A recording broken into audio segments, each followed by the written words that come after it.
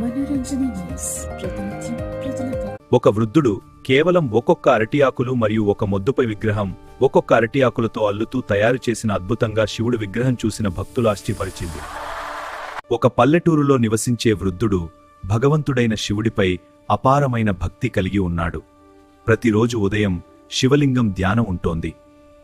అతనికి పెద్దగా సంపద లేకపోయినా తన భక్తిని చూపడానికి ఒక అద్భుతమైన ఆలోచన చేశాడు.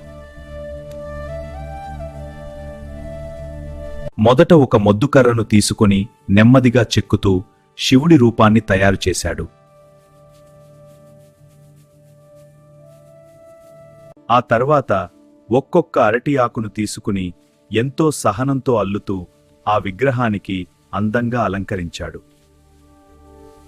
అలా అరటి ఆకులతో కప్పబడి ఉన్న శివుడి విగ్రహం చూడటానికి ఎంతో అద్భుతంగా కనిపించింది.